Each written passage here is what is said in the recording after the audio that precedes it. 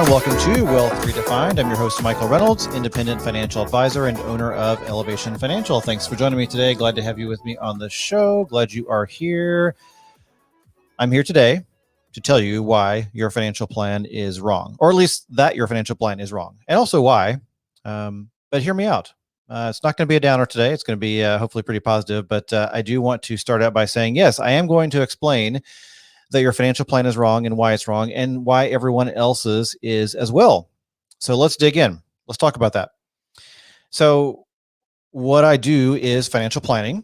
So in theory, you would assume that what I create and people like me create are things called financial plans, which is true. So when you think of a financial plan, I think there's this stereotypical kind of vision that comes up of the financial planner who comes out in a suit in a big fancy office and has this 50-page document printed out with charts and graphs and kind of plunks it down in front of you on the desk and says, here's your financial plan. We've done all this work. We've put this plan together for you. Go forth and be successful and make lots of money. And this is your plan. And it's meant to be this big kind of monumental thing, this big set in stone kind of stone tablet kind of thing. And I think that's kind of a funny stereotype that a lot of us have, because that's not reflective of most realities at all. And so I want to talk a little bit about what a financial plan is, why we might want to create financial plans, what kind of keeps us from creating them sometimes as well, kind of the stumbling blocks, why it's wrong and why that's okay. And I also want to kind of point out that a financial plan is different for everybody. And so it's not a one size fits all kind of thing either. So as we go, I want you to understand that as well and think about it. And Leslie's popping in on Facebook Live, who says that I think mine is great. So thanks, Leslie. I'm glad you are happy with your financial plan. All right. So, and as always, appreciate you popping in. So let's start out with what is a financial plan. So you're going to get different answers from different people and different financial advisors. There are advisors who kind of think of it as, hey, it's this big, document, this big thing.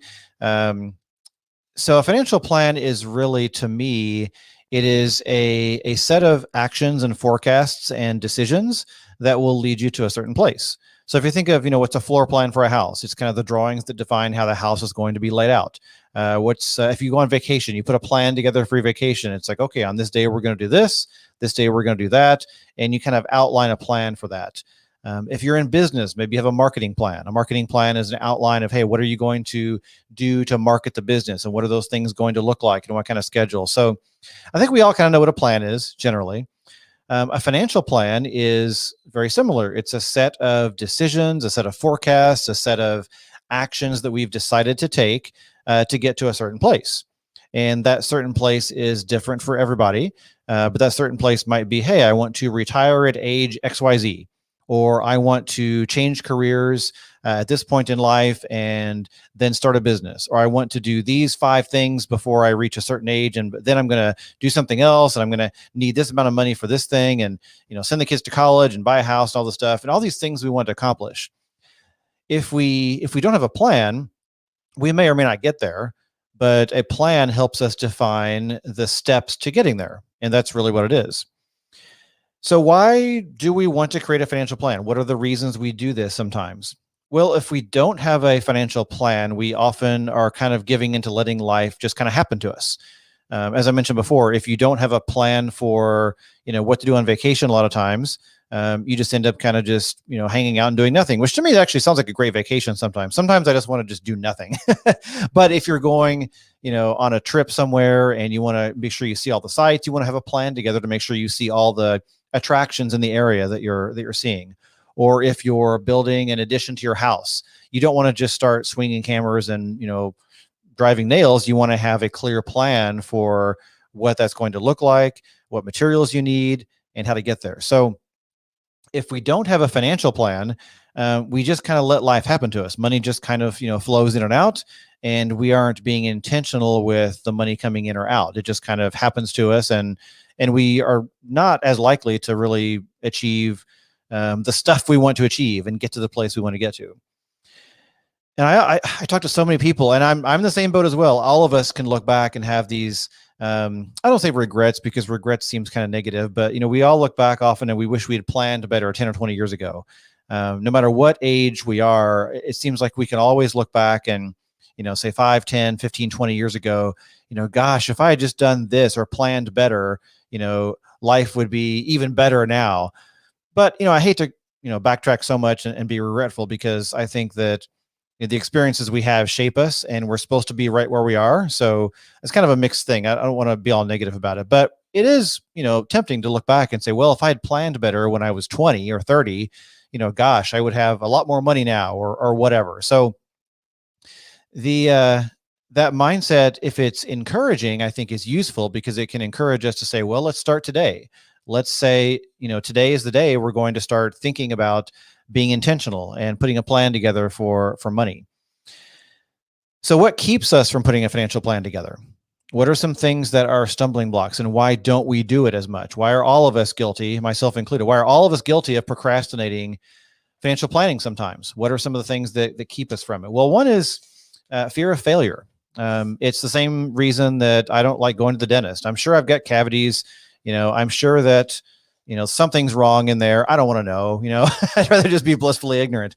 And a lot of times, if we kind of force ourselves to take a look at our money situation and kind of face some of the hard truths about what's happening, it's not pleasant. It's kind of the fear of failure, the fear of knowing what we'll find if we uncover our budget, or what's going on with money. And that's natural. I don't want to say there's like a magic cure all to that, and that feeling is very natural for a lot of us. But that's often why we don't plan. It's easier to kind of avoid than to face what's happening with our money. A lot of it is also perfection paralysis. I am a recovering perfection paralysis sufferer. And a lot of times we think, well, if I'm going to do a financial plan, it's got to be just right. I've got to have all the data and all the spreadsheets, and that might take a while. So I'm going to put it off, and then it keeps getting put off. In a minute, I'm going to go through a little more of that, but I would encourage you not to let perfection keep you from putting a plan together, or getting a plan, or getting some help getting a plan, because a financial plan is not perfect. And I'll talk about that again in just a few minutes. But this perfection paralysis kind of keeps us from acting. And overthinking is also a big deal. Overthinking, oh gosh, I've got all these decisions to make.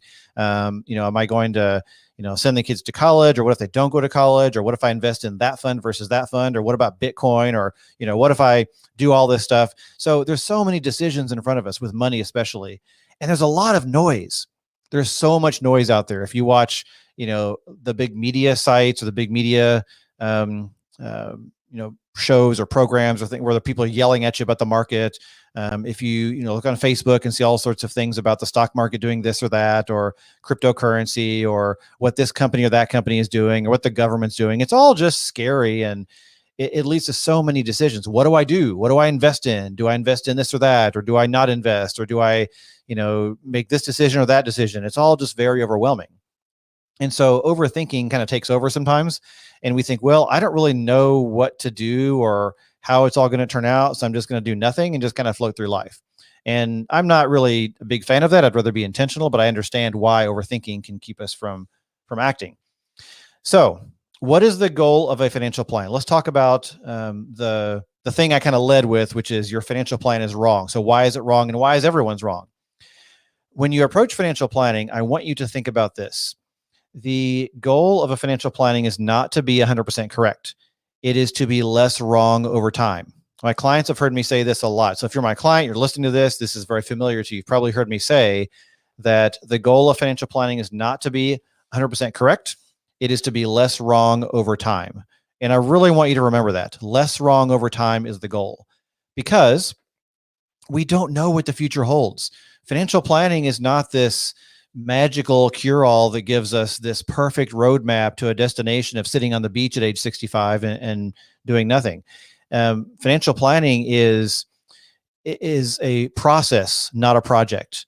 And that's really important to remember. So the goal is to understand that we don't know what the future is going to hold. We don't know what our utility bills are going to be 20 years from now. I don't know if my kid is going to go to college or not. I don't know. Maybe he joins the military. Maybe he starts a business. Maybe he does something else. I don't know. I don't know what the cost of milk is going to be in 20 years. I don't know if certain industries are going to exist or not in 20 years. We don't know any of this stuff. We don't know where we're going to live. All this stuff is such unknown stuff. So that's kind of the paralysis that leads us into inaction sometimes. But I like to think of a financial plan as not a document, that's sort of a static document in time. It is an ongoing process. And that's why when I do financial planning with clients, I don't print out or export these big PDFs that are financial plans like some people do. I say, you know what? There is no static financial plan in time. It is a process that is ongoing. It's fluid. It is always flowing forward. And so the software is there that I use to kind of put the framework in place, but it changes every day. And so I really want you to think about this, that, things change a lot. We adapt as we go, but a financial plan is not meant to be correct necessarily. It's to get us from this state of being mostly wrong to getting less wrong over time. And the longer we do it and the more we check in and update our plan and do some optimization and some course correction along the way, the less wrong we're going to be. And so that's really the goal of financial planning. That's why, I always joke to my clients, but in all seriousness, that, hey, this is wrong. This financial plan is wrong, but we're going to get less wrong as we go. So in 10 years, it should be even less wrong. In 20 years, it should be even less wrong. And you should have a higher confidence as you reach that particular state of either financial independence or certain goals along the way. And as you get closer to those goals, the less wrong you are, the more likely those goals are to have success or to succeed. So here's the thing. In the absence of a financial plan, we just tend to drift. And I should say a plan in general. It's not just a financial plan, but in the absence of a plan, we just tend to drift. So again, it's not magical. Planning is not going to solve all your problems. Planning is not going to achieve perfection. But planning is going to take you from being adrift to having at least the sails pointed in the right direction, or your sights pointed in a certain general area that you're headed, and you're going to figure out what happens when you get there.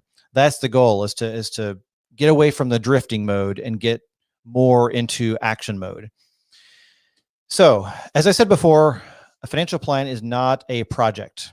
It is a process. Now, there is kind of a project element to it. So when I start with a client, we do kind of a project, which is to get an initial draft of a plan put together. And it's going to have things like, hey, here's some things you need, to work on. Get your, maybe get life insurance updated with the right amount. Maybe get certain types of insurance, the right types of insurance in place. Let's get a particular schedule for putting investments in place and saving into a Roth IRA, or projecting out what types of investments we're going to invest in and projecting out what those are likely to do. So those kinds of things are in place. But after that, it really is a process, which is why it's important to, check in every so often throughout the year. I check in with my clients and make sure that their plan is, flowing along and up to date, and course corrections are made, and prioritizing goals. And so the thing to remember is small course corrections along the way can lead to really significant results later. So these tiny micro decisions and these tiny course corrections really add up in a big way. And some examples are this, saving in the right types of accounts. I meet lots and lots of clients that, all of their money is going into pre-tax money, for example. And for them, it makes a lot more sense to put things into Roth. And that can lead to hundreds of thousands of dollars worth of savings later in the form of tax-free money versus taxable money, in 20 years. And so just simply course correcting to say, well, instead of going into traditional, I'm going to change and go into Roth for the next 20 years. That can be a massive, massive savings in money, and a massive increase in income and spendable income later. Choosing the right types of investments. I mean, something as simple as, hey, I'm in a target date fund, or I'm in this type of fund right now, and maybe something else is more appropriate in 20 years or 10 or 15 or 20 years, simply changing from one mutual fund to another could make a massive difference, or this type of portfolio to another one could make a massive difference in how soon you reach financial independence, or how much you have in retirement. Prioritizing your goals. The fluffier stuff also makes a difference. Maybe it's not logistical. Maybe it's simply being intentional. So, I've met a lot of clients I work with that say, you know what, we've never really talked as a couple, if they're a couple, or even a single person saying, I've never really had this conversation with myself about my goals. And now that we're talking about it, I really do acknowledge that I want accomplish these things. I want to start a business, at some point. I want to do this, or I want to, have this particular outcome. And I've never really documented before. And now that it's on the radar, I am thinking about it all the time now. And that's more likely to get to the point where it's going to happen. And so planning can help course correct in the direction of simply just having goals on the radar so they're more likely to happen. So with that, I want you to embrace the idea that your financial plan is wrong, and that is okay. If you don't have a financial plan, I'm going to talk next week about putting together a one-page financial plan. I do this with my clients, but you can do it on your own as well. But if you don't have one, you can kind of start very simply and just kind of put together an outline in one pager of, hey, here's the things I want to accomplish. Here is kind of the money decisions I need to make to get there. And that's kind of a good starting point. If you do have a financial plan, I want you to embrace that it is wrong, and that is okay. Do not let perfect be the enemy of good, or the enemy of simply starting in the first place. So I want to go back one more time to my favorite phrase, which is, financial planning is not meant to be perfect or to be 100% correct. It is to be less wrong over time. So let's embrace being less wrong over time. And I think that'll be a much better way of thinking about financial planning, because we don't want to get hung up on perfection or being as correct as possible. It is the ongoing process. It is the micro decisions we make. It is the course corrections along the way. That is what gets us results. So embrace the imperfection of your financial plan and of financial planning as a process.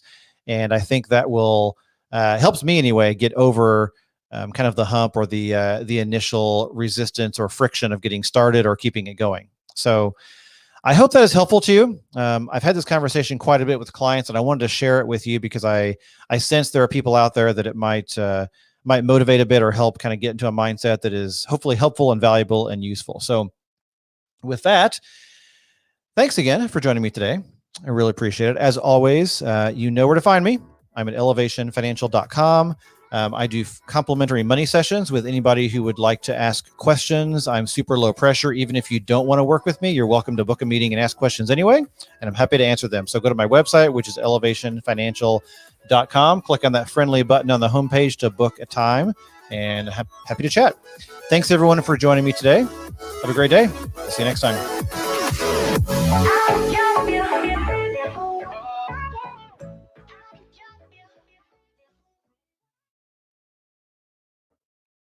All right. Leslie, thanks for being here. As always, I appreciate it. And I know a few people have popped in viewing as well. So thanks to my Facebook and YouTube live audience who are here today. If you have any questions, as always, I'll wait 10 or so more seconds so you can pop those in the comments if you want to. Type fast because I'm probably going to hang around maybe 10 or 15 more seconds. But I just want to say thanks again for my live viewers as well. It really means a lot that you're here. I love seeing live viewers. It's fun to talk to actual people in real time. So thanks for being here. All right. With that, see you next week. Thanks for being here. Have a great day. Bye.